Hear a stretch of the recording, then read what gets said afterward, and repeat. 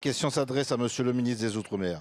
Monsieur le ministre, Mesdames et Messieurs les députés, chers collègues, demain va venir en discussion en séance le débat sur la vie chère porté par notre collègue Béatrice Bellé, que nous soutenons bien évidemment.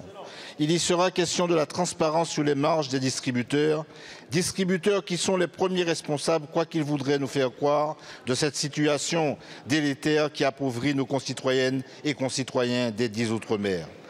Un article du journal Libération fait aujourd'hui référence en ce qu'il met en évidence les marges exorbitantes, l'opacité financière, les entorses à la concurrence et les profits suspects des grands groupes oligopolistiques et monopolistiques qui sévissent dans ces 10 Outre-mer. Des plaintes ont d'ailleurs été déposées par des citoyennes et des citoyens. Nous verrons leur issue.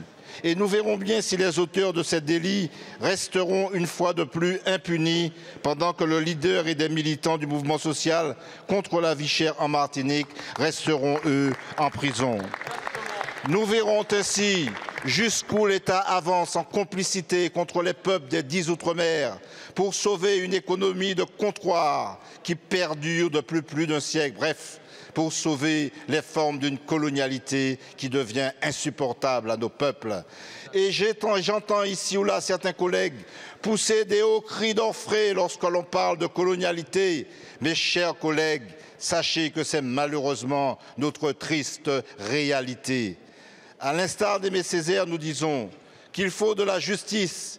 Et pour qu'il y ait justice, il faut la vérité. S'agissant de vérité, justement, qu'en est-il des marges arrière de ces groupes qui se sucrent jusqu'à 25% de leur chiffre d'affaires annuel? Qu'en est-il de ces conglomérats qui mélangent distribution et production quand ils ne s'entendent pas aussi sur le transport? Qu'en est-il, Monsieur le ministre, de la justice et de la vérité? Merci. Que les Martiniquaises, Martiniquais, Guadeloupéens, Guadeloupéennes, Guyanaises, Guyanais, Réunionnaises, Réunionnais et tous les peuples d'outre-mer ont à attendre d'un État qui se veut impartial. Merci, Monsieur le député. La parole est à Monsieur Manuel Valls, ministre en charge des Outre-mer.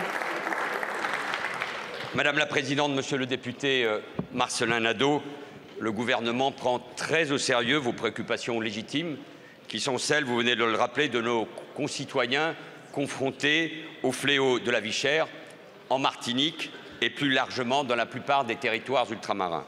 Au-delà du groupe, je vais y revenir, que vous mentionnez, c'est l'opacité entourant la formation des prix et les marges réelles qui soulève des questions essentielles sur l'équité des pratiques commerciales en Martinique et ailleurs. Le tribunal de commerce de Fort-de-France a récemment enjoint GBH, le groupe que vous avez cité, à publier ses comptes. Cette décision judiciaire est un pas important vers davantage de transparence et nous attendons du groupe qu'il se conforme pleinement à cette injonction. Demain, vous venez de le dire, nous débattrons ici même de la proposition de loi portée par Boris Vallaud et votre collègue Béatrice Bellé, particulièrement engagée sur ce sujet, tout comme vous-même. Transparence, justice, égalité, vérité doivent enfin s'imposer parce qu'il y a un sentiment profond d'injustice, vous l'avez rappelé.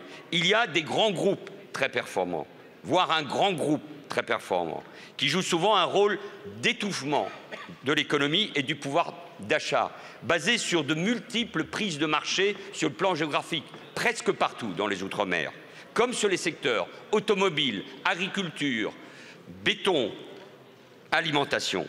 L'opacité et l'accumulation des marges à chaque étape de la chaîne d'approvisionnement est au cœur du problème et de la cherté de la vie.